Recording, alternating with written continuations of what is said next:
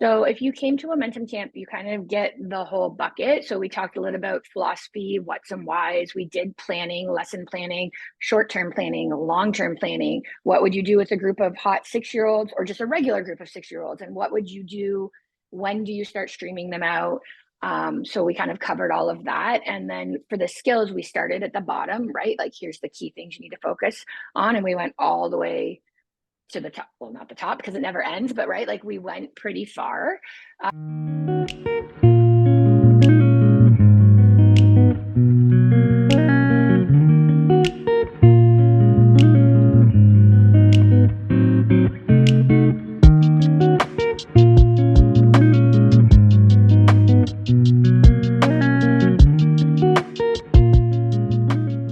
Welcome to another episode of Heated Conversations. I'm your host, Peterson Pierre.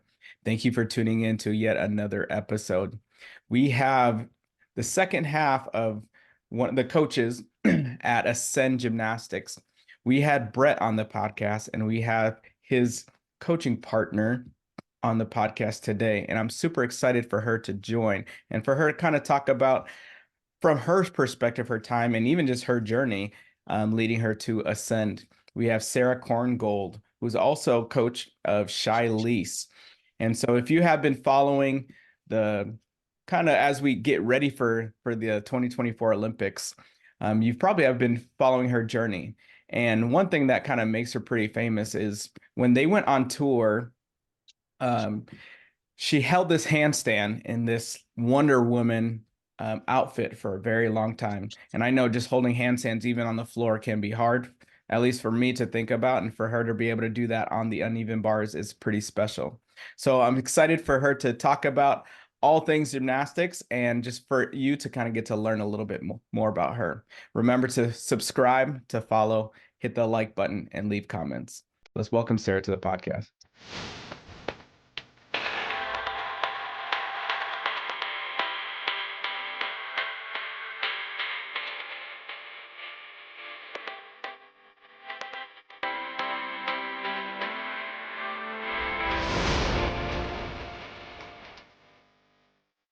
Sarah, how are you doing? I'm great, thanks. How are you? I'm doing wonderful, doing wonderful. Thank you for joining the podcast. So I usually lead my podcast, at least lately, with 2 intro questions. And these intro questions are unique just because they tie things that pretty much anybody can relate to. And it gets a little glimpse about things about you, things that you may like, and even people that you might be close to. So the first question is, if you could have anybody cook you a meal, who would you have cook you that meal, and what would you request of them to make you? Okay, this is not very deep or very flashy, but I would have my grandma and grandpa make me, they do this like barbecue chicken, and my grandpa always burns it a little bit. And my grandma makes this salad, and it's been like the same salad dressing for as long as I can remember.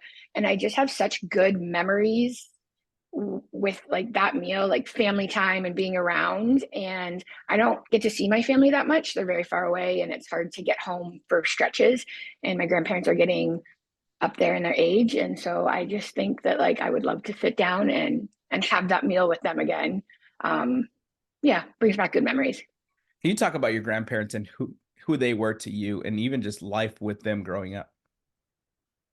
My grandparents, they uh my grandparents, huh? Well, I just always spent like weekends and holidays and stuff with them. And I would, I'm the oldest granddaughter, I'm the oldest grandchild. And so obviously I'm the favorite.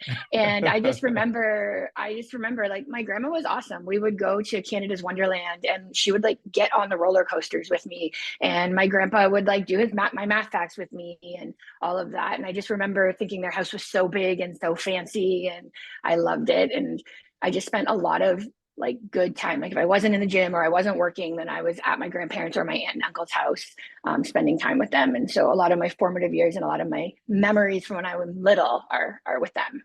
Grandparents are really special, especially if you can have a great relationship, and how you said they're in really instrumental parts of your life, right? And even just talking about instrumental, my second question kind of has to do with music.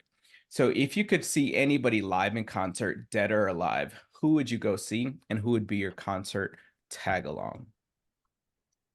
So I'm not like a concert person. I'm like a pub sit down and like whatever. But I think honestly, maybe I would go see Queen. I think that would just be like such an awesome show. And he's so talented. I don't know who would go with me. I probably my husband would go with me, and I think he'd enjoy that too. So yeah, I just think that'd be such a cool show. Yeah. And you mentioned that you like to go to pubs and listen to music then. What kind of music do you typically like when you're there? Or what kind of music are at some of those pubs that that you go to? Well, I don't actually go to pubs, but like that's more my vibe. I go to Yeah. work, but I like all music. I'm not picky. Like if country comes on, I'm gonna do that. If hip hop comes on, I'm gonna do that. I like Christmas music during Christmas, but I'm very terrible. Like if you ask me who's singing this song, I don't know. If you ask me what the words are, I'm making up my own. Don't ask me to find the beat. Like I definitely can't do that. So I'm like I like music. Music is always on, but it's bad. It's real bad. Yeah. It's a weakness. I know it's not getting better. No, it's all good. I think at least you can embrace it and be okay with it, right? And just kind of go with the flow. As you see, I have a guitar behind me, and so music is something that is super important to me. But like you mentioned, making your own lyrics. My athletes will tell you every time during Christmas, I always remix every song and I make my own song. And normally it's centered around chicken.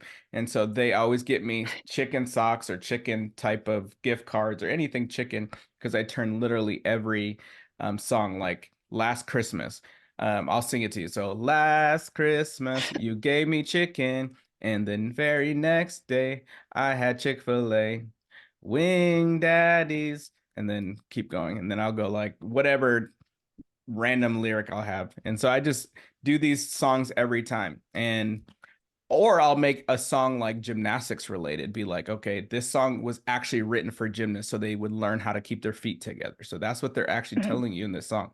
So I understand where you're making it your own, which I think is even more creative, right? Than being able to know the lyrics and make your own song within a song, right? Prob- Probably the way you do it. I'm just messing up. I just have it wrong. I'm not being creative, but you and Brett should collab because he also likes to like remix songs and redo them and stuff, and he's pretty good at it. You guys should you should get together. Yeah, we should have a mixtape, right? And go on tour with this. Absolutely. Maybe I'd go to that concert. Yeah, Adam Duncan is someone who also plays, and he plays music, and he's a good friend of mine. And so maybe I'll have him play acoustic or play guitar, and we'll have this three-piece band that goes around and to different gymnastics meets, and that's what they do for entertainment. And maybe we'll take it to places like Metroplex for their college, um, like halftime show type of thing, right? The gymnastics coaches boy band. Yeah, right. It's a hit. It's a hit already. I see it. I see the It's vision. And you guys are pretty creative with a lot of things that you guys have been doing, like obviously with Best Darn Gymnastics, the camp, as well as the Womentomia, Momentum. Womentum. Momentum. Yes, Womentum. Yep. See, this is my good speaking over here. Yeah, so Womentum, it's cool to kind of, talk about some of those things that are creative. And a lot of our conversation will kind of talk about how what you guys have created, even just with Momentum. And before we really dive into that, I want to dive into your journey, going back to how you started in the sport and even where you're from and where your family is from, and then what led you all the way to Washington. I am from like a super small town in Ontario, Canada, Stratford. It's a theater town. There's no gymnastics program there. So when I was a little girl, my mom coached, but it was at a YMCA program. So literally, we would set up all the equipment every single day, tear all the equipment down every single night. And she didn't really want me to do gymnastics, but she was coaching, and sometimes I had to tag along. And so I just kind of fell into it. And then myself and a couple other girls at the time wanted a little bit more. And so we started driving about probably it was like, I don't know, in my mind, it was really far. It was probably like 30 or 40 minutes to another nearby town. And we started doing gymnastics there a little more competitively. And so I did that for a while. And then I got in an accident outside of the gym and I kind of had to like take that back a notch. And so I just kind of went back to the YMCA and did it kind of like Excel level. And then they had no coach. So I sort of started coaching at the YMCA there as well. And I loved it. And I was, I got along well with the kids and like seemed to do an okay job. And then I went off to college and I coached through college to like help pay my bills. And the plan since fourth grade, because I really like to argue, was that I was going to go to law school. I'm going to be a lawyer. I like to argue, like I like to be right. And so I'm coaching through college. And I was like, I think that I would hate to be a lawyer, like wearing real pants every day and sitting at a desk. And like realistically, it's just paperwork. It's not just fighting. So I was coaching and that was going well. I had a pretty good mentor coach that was helping me learn like the basics and the details and process and methods. And so, yeah. And then I met my husband and he was in LA and he had a really good job there. You can coach gymnastics anywhere. So I came out here and I coached gymnastics and I wound up at a gym and the head coach gave me a group of little kids. They were level 3s and 4s. And he basically said, if you do a good job with these athletes, you can keep going up the ranks with them. And I did an okay job with them. And one of them, we were doing tops and she got picked. Actually, a bunch of them got picked to go do developmental camp with Valeri. And so then I got that learning opportunity to just keep learning more and more mentors and more experience and did that. And then my husband had a job change, a job opportunity. And so that's how I wound up in Seattle. And I kind of talked to a couple of gyms and Ascend had like the right support structure, enough freedom to kind of do your own thing, but enough support and enough history to know that like it was going to work or had the potential to work, right? If I wanted to do elite, they could support that. If I didn't, they would support that type thing. There's other gyms that just won't do elite. And so, yeah, that's how I wound up here. And then Brett came and then COVID and then Brett came and the rest is history. Now, did you and Brett have a relationship before your guys' time coaching together? Yeah, so I met Brett at developmental camp in probably like 2012. A lot of my really good friends are from that camp. Like that camp fostered really good friendships. So he has family out here and he had been working in Michigan and he was coming out to see his family and another gym owner in the area was like, "Oh, Brett's coming to talk to me," and da da da da da. And I was like, if you come here and you don't come visit us, like we just won't be friends anymore. It's that easy. It was not that easy, but I was like, we won't be friends. Like you need to come. And we actually weren't hiring. We didn't have a position at the time. And I talked to our owners and I was like, listen, like coaches like this don't come around all the time. It's hard to get coaches of this caliber. And so we really need to figure it out. And so he did and made an offer and Brett moved here. And then it ended up, we ended up meeting him like very shortly after that. But yeah, the rest is history. Now, his whole family was here for Christmas and he gets to see them a little bit more. So it kind of worked out. That's cool. And especially even your story, how you mentioned where gymnastics wasn't your personal thing that you got to do really at the highest level, especially at the level that you're now coaching, which is a story that some may have, and some actually get to that same level, but may not be able to coach athletes at the level that they got to.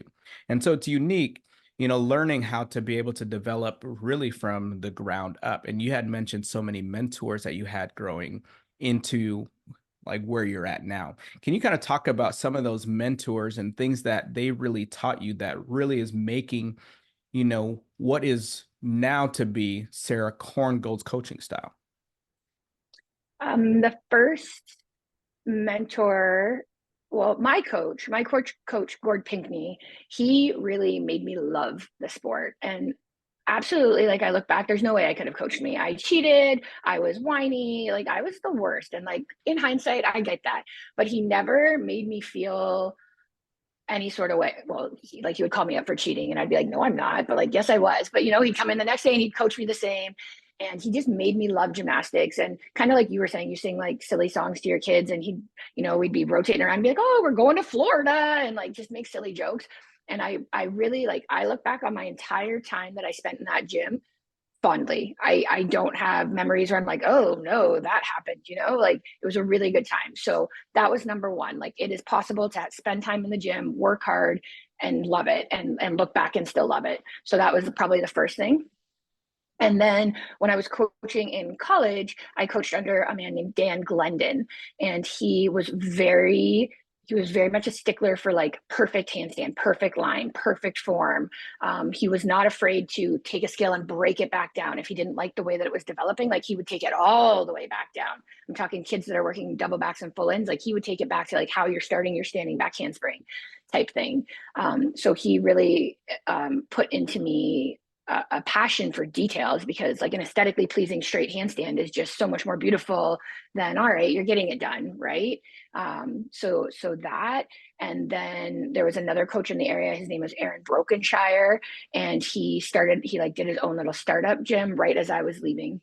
And he took really young kids and took them all the way to the national team and international assignments. And he had worked under another high level coach in Canada, but it was really cool to just watch him, grind it out and develop that and get it done, because that was his passion. And so I often ask him a lot of questions, and I really respect his grind and his hustle. And it's interesting now because now he still coaches at a very high level, but he's doing it with like really good family life work balance. And so I should probably take a little more of a page from that as well. But so yeah. And then when I moved to the US, there's just gymnastics is just, there's so much more gymnastics. There's so many more kids, a lot more high level athletes. And so anywhere you go, you can learn from people. Like anywhere you go, someone says something differently or says the same correction you've been saying for 100 years, but just words it or phrases it or gives it a better analogy, and you can just take it with you. And I love that. Like everywhere I go, I learn something new. But I would have to say developmental camp has really been was the biggest influence for me, because Larry in that role he just gave us information. He just gave us knowledge. He just gave us tools, and on the rest of the staff as well, Tom and Neil and Tammy Biggs, so giving with their information. And it was intense, and like we were all so young, well, much younger than I am now, right? And we went through it together, and we learned so much together. So like Cleo Washington is one of my very, very best friends, and we went through that together. But I can ask her anything. I ask her questions almost daily. Elka, Brett, Craig Zappa. There's just so many friendships, but like exceptional coaches that I met through that experience, that now I have infinite resources for any problem, question, concern, like reality check. Like, am I out of line? Like Cleo will tell me if I'm out of line. So it's just so good to have those people. But yeah, that core group of people really started at developmental camp while we were all growing up and learning things together. And was that something you had envisioned getting to that level as you started your process of coaching? Said, I ultimately want to be, at least in the US or even in Canada at the time, I want to be at the national level where I have athletes that are making it to national teams and potentially Olympic teams? Or was it something that kind of organically happened because of where you ended up being and the people that you happened to be around and those mentors that you talked about? I think it was definitely more organic. I'm from a small town that doesn't even have a gym. I was not a good gymnast. I I I knew that I can teach a great handstand. I knew that I can, teach a great kip, giants or whatever, but that's a whole nother can of worms. So just as I kind of grew with those kids and my thirst for knowledge, like I will come home from work and then I will just go watch YouTube videos of, okay, we're working on this skill. Here's every person that's ever done this skill. How are they doing it? Where do they tap? Where do they what? Right. So my thirst for knowledge and my passion for the sport just continued to grow. And so then as the opportunities presented themselves, I just kept hopping on, and I was like, yep, still love this, still love the challenge. And I think it's so cool because gymnastics never ends. It's never over. There's always more. You can add a twist, you can add a flip, you can make it straighter, you can, right? And so there's always going to be a challenge. And I kind of love that. And you had mentioned two things. One, that you as an athlete like a lot of us, if we were to admit, we didn't always do things the right way. You had mentioned you had cheated and stuff like that, but also you had talked about you being a lawyer. And a lot of times with lawyers, you have to be able to do a lot of research because depending on what case you have, either you're defending something or you're proving something, right? You're either proving someone right or wrong, or you're defending someone right or wrong. And you have to be able to do a lot of research. And not only, like you had mentioned, like to argue and stuff like that, but being able to take that information and know how to use it properly and to use it for the proper scenarios, right? Where in law, you can't use every law the same. If five people do, say, the same crime or are accused of the same crime, you won't approach it all the same way depending on the scenarios. Just like you will have five different athletes, you know, if you're trying to teach a Tkachev, you might have your base principles of how it goes, but because of the length, the body type, the age, all these different scenarios, you're going to teach that Tkachev differently just because it's going to look differently on all those different type of athletes.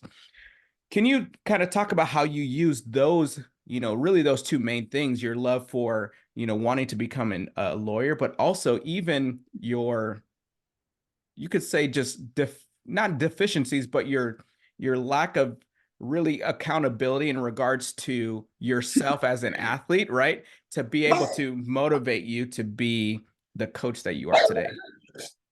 Stop it. Sorry. Oh, you're I don't know what's good. going on. Okay, well, I think that because I was kind of a naughty athlete, I am I can see it. I can see the kids that were like me, and I can, you know, call them out on it, and I can kind of call them out on it like a little lovingly, like, listen, I was that person too. And in hindsight, that's not the way we want to roll. Okay. So, and so like, I think that goes a little better than just like, you were cheating. I caught you. Do you want to see the video? Like I have the video of you doing 8 and not 20, right? That doesn't go so well. So, but yeah, I just know what to look for. And like, you know, I did that. And I was like, oh, you did your 5 beam routines in 32 seconds? No, you didn't, type thing. But, and just my love for research and like, learning and the art of coaching, right? Like 5 people do it this way and the 6th one needs this, which is sort of how Best Darn developed. Is like, of course we don't do all those drills every single day, that's not feasible, but right, we have our process to teach Tkachev, and then you get to the 6th kid and that process doesn't work for her, so that's when you get creative and like what might work for her, what might help her. So that's kind of like the creativity and like the researching and thinking deeply. But yeah, I want to be prepared. I want to be prepared in what we do. So if we're talking elite, then I have spreadsheets of every start value, every E score, the highest start values and the highest E scores of all the top contenders from every meet all season long. So then I have good information when constructing routines, what's going to be competitive, what's too much risk, what that sort of thing. If we're talking JO, then I'm going to know who's in your age group, and I'm going to know what their history is and what their strengths and what their weaknesses are and those types of things. Because you can't control everything in gymnastics, but there's certain things you can control, and there's certain choices you can control and skills you can choose to help the outcome be more successful. And so I'm going to always try to be as prepared as possible for those sorts of things. And can you talk about even just the birthing of Womentum and what is the mission behind it?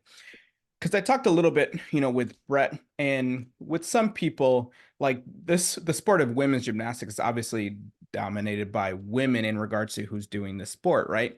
But there's a lot of men who coach it, right? And when we think about spotters, especially, we think about male spotters. And nowadays you'll see more female spotters. And even in the college world, you'll see more female spotters and stuff like that. So can you kind of talk about the overall vision of the Womentum camps and clinics? Yeah. So basically, as you said, like when you think of spotters, it's generally men. And like as much as I hate to admit it, men are stronger, right? Brett can reach farther and higher than me. He's stronger than me. He just is. And so the way that he teaches a bail, and he's very excellent at teaching bails, he like pauses and like holds the kid in the air and then places them down. And I can't do that. I physically cannot do that as much as I want to. And I tried because like I have a little chip on my shoulder, like couldn't do it. But I can teach a bail, right? I can teach a bail. I can teach high level bar skills and floor skills and whatever. My process just has to be a little bit different. And there's a lot of times when, and I'm not little, like I'm like a full-size human being. I'm a regular sized person, but there are female coaches that are much smaller than me and are very petite. And sometimes their athletes are bigger and they still have tons of knowledge and ability. And so Womentum kind of came along of, here's how we as females who can't just like manpower it, teach these skills. And here's a process. And it was about giving the confidence to do it, because you do hear, well, where's the bar coach? Where's this? I was at championships and someone called me and said, hey, beam coach, I'm literally moving the vault board. Like, what do you mean beam coach? Like, so just like getting that over and over. And we've had some wonderful role models. Kelly Hill, amazing female coach. Mary Lee Tracy had like a very dominantly female staff, right? It's been done, but it's still a little bit of an uphill. But it was just really about providing a safe space where you can try and learn and not feel judged and not feel like you have to do it the way that you would do it, or there's different ways to skin a cat, and that's kind of how it was born. So yeah. And what are some of the things that if a coach was going to attend, what are things that they're going to get out of it? Are they only going to get spotting things, or are they going to learn how to teach all the way from little ones like developmental? And are they going to also learn how to teach high caliber elite athlete skills and what to look for? And even just the education, like you talked about, how to know how to construct routines and what to look for. And even, especially if you're in the elite world, well, I guess both the dev world and in the elite world, rules are always changing, especially now with, say, your dance, that becoming a big part of things, but also like how to construct routines if an athlete's going to go to college, and how to be able to know to navigate that, or if I'm going to try to make it on a national team, to be able to construct a routine that has the highest value without the risk of having too much execution taken from it. Mm-hmm. So if you came to a Womentum camp, you kind of get the whole bucket. So we talked a little about philosophy, what's and whys. We did planning, lesson planning, short-term planning, long-term planning. What would you do with a group of hot 6-year-olds or just a regular group of 6-year-olds? And what would you do? When do you start streaming them out? So we kind of covered all of that. And then for the skills, we started at the bottom, right? Like, here's the key things you need to focus on. And we went all the way to the top. Well, not the top because it never ends, but right, like we went pretty far. Release moves and combinations and big tumbles and all of that. We did not cover a lot of beam because girl coaches usually just get a lot of beam information, but we did vault, bars, and floor. We did hands-on spotting, but yeah, there was a lot of like lecture-based material of like, here's our process. Day one of a bail competition on at championships, and here's your bail, right? So that was kind of that. We definitely at developmental camp got a lot of technical. Every lunch and after every afternoon workout, we would get like a little lecture on technique and stuff. So that was cool. But the one thing, I mean, and kind of our philosophy at Ascend is gymnastics. And if you have good foundations and a good skill tree and a good strength and flexibility, you can do gymnastics. And so, especially when they're younger and they haven't decided yet, or they don't know what their goals are, or they're like, oh, I want to be an elite, but like they don't know what that is, right? That just teach gymnastics. Just teach them, and then it'll go where it goes, right? If you turn 15 and you still love it and your body's good and you're still competing with good mindset, and you still want to do an elite, then let's go, right? If you want to do college, great. Now your basics are solid, you've got great lines, your form is good, and you still have a good mindset and you're ready for college.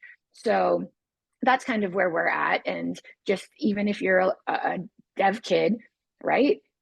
If you're a level 10, some of these kids are level 10s for like 7 years, 6 years. You don't want to be doing the same skills for 6 years. They always want to keep learning. It never ends. And whether you compete it or not, you still want to teach them new things. Because like I get bored. I get bored if I watch the same level 10 beam routine all day long. Like, let's go learn something new. Let's spice it up a bit. Yeah, absolutely. And do you at Ascend with your coaching staff, do you get the opportunity to work with the elites as well as the developmental program kids all the way through like compulsory up, or do you have like the tops or hot shots all the way through elites, or are you kind of only coach at certain levels? So the way it works right now, Brett, Chris, and I have level 7 through shy. And then we have coaches underneath us. And so Amanda, Savannah, and Toby kind of have our hot shots, our little hot shot groups. Um, and I know like some of them have expressed interest to do tops and stuff like that. And so if they want to do that, then we're going to support that. And then we have another set of coaches that coach our, I don't want to say our regular stream kids, but the kids that aren't necessarily going to be ready for tops within the age parameters or whatever. And so we don't coach them individually on the daily, but we have a lot of influence over what they do. We are in charge of like the technical direction of the program. So like if we want to round off taught like this, then everybody's going to teach a round off like that. But I'm not going to micromanage your lesson plans. As long as you're getting it done and they're improving and the technique is good and you're being safe, you do your own lesson plans. You teach it the way you want, but you're going to teach it in this technique and you're going to do it in this style. And so that's been really good. We walked into a bunch of coaches that had a really good growth mindset and really wanted to kind of buy into the program and make those changes. So we've had really good. They're doing a great job, and that's awesome to watch them do a great job and just be like, yep, keep crushing it with those little kids because they look great. Can you also talk about your relationship with Cleo? Because I know you and her are the ones who kind of are the main kind of clinicians in Womentum.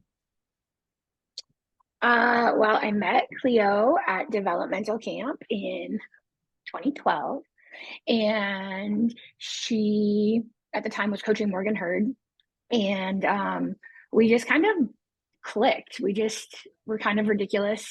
We're very different. Like she's way more likely to just stay in at night, and I'm like, no, let's go. Like let's go do something. But I just like her. She's honest. Like she'll tell you, the good, the bad, the ugly. She's intelligent. She's kind, and so she's just good people. And those are the type of people that I want to surround myself with. So, and her obviously her ability to coach gymnastics is second to none. So, yeah, she's a great friend and a great role model and a great mentor. And yeah. And can you also talk about working with Shilese and how that has been and the process that has been, and not necessarily tell what you guys have going on for 2024, but how's training going for the Olympics? Training's going well. Like I said, the elite season was just kind of down. And so after Worlds, we definitely rested as much as we could because that's the last time to rest pretty much for the year. And so we're swinging back up and getting ready for national team camp is next week. So we're getting up for that. But coaching Shy has definitely been different because she's an adult and she's been doing elite gymnastics for over 10 years. And she's been involved at this level of gymnastics longer than I have. And so there's things where, she knows her body, she knows her goals, she knows how she feels. And so versus a younger athlete where, you might be like, okay, like, if she says like, no, I'm not doing this today, then like, okay, no, we're not doing this today. Or if she says, yes, I'm good to go, then yes, we're good to go. Right. She knows. So that's been really different for sure. And she's just, it's like a collaboration. Like, okay, here's all the possible routines you can do. Here's all the start values. Here's all the bonuses, whatever, what feels the most doable and the most consistent to you. What do you feel the most comfortable with? And then we do that route versus just telling someone, okay, here's your routine, go. This is what I think would be good for you. Right. She's old enough to know that like, I really want a wolf turn on beam. And she's just like, I'll fall. All right. Well, like, let's not fight that fight. I'm not going to fight that fight. If you already think you're going to fall, then like we're falling. Right. And so we're not going to do that type thing. With a younger kid, I'd be like, I think you could do it. I think you got that in you, So it's Yeah. just a little different. And also kind of being not necessarily involved in elite gymnastics, especially in the times that we're coming out of, as we know in around like the 2017, it was a really hard time for USA gymnastics.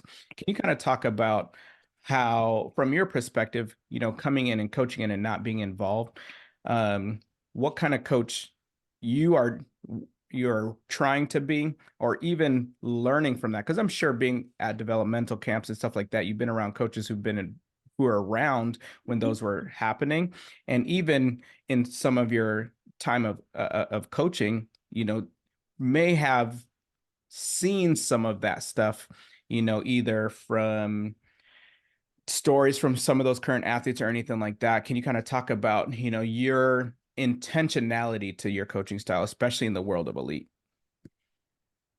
To be honest, when I was a younger coach and like first starting on this elite journey, definitely I always felt like I had to prove myself, or I had something to prove, or I had to show them that I was good enough. And so um if I could tell myself now, or like tell myself then, it would be that your athlete best, and not to feel the outside pressure, and don't let that affect you as a coach. So I would definitely get more frustrated and more upset when I was a younger coach, and it was that was my insecurities for sure, right? Like, oh, if you can't make this, it's because I'm a bad coach and I'm going to look bad and blah blah blah, and then I would get upset, and like 0%, that's not correlated, right? Like, or there's a better way to solve it. And so now I definitely look at it. It's this kid's gymnastics. It's this athlete's gymnastics, and whatever level you want to be and whatever level you want to work at. And this comes from knowing myself when I was little, right? Like I cheated. That was my own fault. And like, there's nothing my coach could do about it. And so the level of gymnast I wanted to be was obviously not good enough to make me do the work as prescribed. So he didn't fight with me about it. He didn't make me hate coming to gymnastics every day. He didn't tear me down, right? He was just like, all right, Sarah's going to be a mediocre gymnast. Got it. Cool. I'm still going to make her love the sport. And so within our own program, we have different levels of, like, we've got kids that want to be the top achievers. And we've got kids that just love gymnastics. They just want to come in and do gymnastics. And they probably don't care if they ever learn a full in or a double back or whatever, right? And so my perspective now is very much that I'm trying to coach each kid, and I'm going to try to make them be the best that they can be. And I'm going to talk to them about cheating, and I'm going to talk to them, but that's not necessarily a reflection on me. If I can't get Susie to do a perfectly straight leg back handspring every single time, it's not because I'm the worst coach in the world, or I'm doing a terrible job or whatever. Like, and yes, I'm going to keep trying to do better. And yes, I'm going to, right. But there's all these intangibles, and Susie just loves gymnastics. And so as long as she can go home every day and feel like I valued her as a person, she enjoyed her time in the gym. Yes, she got a little bit better. Then I feel like I'm doing my job as a coach, right? The goals and like the rigidness on the kids that are trying to do a little bit more, I still want them to go home and feel those things, but I'm also going to, right? No, that's still bent. That's still bent. And they're gonna take that, versus like myself, if my coach was like, that's still bent, I'd have been like, it doesn't feel bent. It feels pretty good. Right. And so like, those are just different things. So as long as they go home feeling valued, feeling like they love gymnastics, that they want to come back tomorrow and spend some time with me, then I did my job for that day for the majority. And then the gymnastics is a little bit secondary to that for me. In terms of what I've seen or heard at developmental camp, I mean, it was tough, and it was like intense. Like, there was a lot of gymnastics, but Valeri really, like, he never yelled at the kids. He never belittled the athletes. If there was a problem, he would pull us aside and talk to us. And so he led by example within camp, that like, we don't demean the athletes. And so I think that was really good to see. And I know we all hear about what happens in closed doors, and I know what I went home and I would get frustrated, but I didn't really see that too much. So that's good. Yeah, absolutely. And I know it's hard as a coach to really get to that point, to realize, where you take it personally and then where you understand it's their journey. And what was that for you, that turning pivotal point where you're like, okay, it's not about me.